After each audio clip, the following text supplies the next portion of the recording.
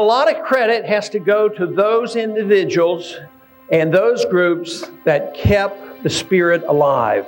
What would America and the world be like without Mr. Welsh and without the John Birch Society? And I mean, they were Americans, they were academics, they were veterans, they were former intelligence people, they were patriots, and they saw it and they fought back. Many of our friends are so very busy enjoying the good life. But I think too many of our friends and neighbors have not been willing to take the time and make the effort to protect the system that allows the good life to be possible. The John Birch Society was founded to build an informed electorate and to reverse that problem. And it has been the most successful organization of its kind in the world. And a tremendous campaign was launched in December of 1960 to move to discredit the John Birch Society. Let me just tell you what Newsweek says this. The John Birch Society considers communism only one arm of a master conspiracy in which socialist American insiders are plotting to establish world government. You know, that kind of silly, asinine statement is what makes people laugh at the John Birch Society. You are looking at a group that has worked to bring about a dissolution of national sovereignty on the road to world government. And certainly you're familiar with local professor Carroll Quigley, who has been part of your club, in which he admitted all this. And he said in his book, Tragedy and Hope, the only thing I disagree is that we've worked to keep it a secret. John Birch Society's published dozens of books that I personally read that have the quotes from proto-globalists 150 years ago, 100 years ago. Then I went and actually UT Library and got many of the books that were there. I wanted to see it for myself. And that's why you have such an attack on America. Because if you think the pressure on you now is bad, you ain't seen nothing yet. They're coming at you like you've never seen before. They're going to make your work environment toxic. They're going to make your community toxic. All of it. There's a lot of elements. Just go back and look at the John Birches. A lot of things they said, you kind of, it sounds a lot more true than some of the other stuff that was put out there. Just saying.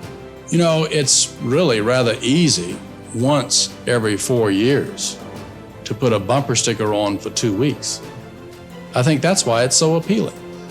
It doesn't require any great deal of understanding or commitment.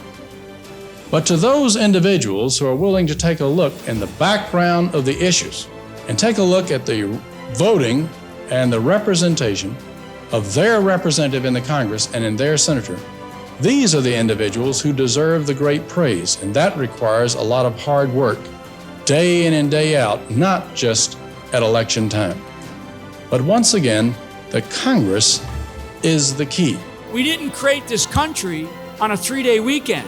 We created it by a lot of sacrifice. John Birch was another example of sacrifice, and he didn't know that this was going to be created. He did it because he loved his country, and he knew what his duty was. The majority of what you see Trump doing is my playbook, Ron Paul's playbook, G. Edward Griffin's playbook, Charlotte Iserby's playbook, Anthony Sutton's playbook, Senator Barry Goldwater's playbook, the John Birch Society playbook.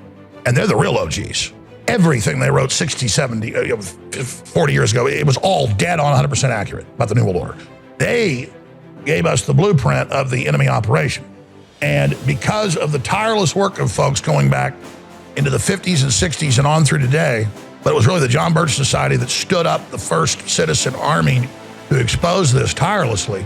They created the seed of the giant mighty oak you see right now, globally. Our danger is both immense and imminent.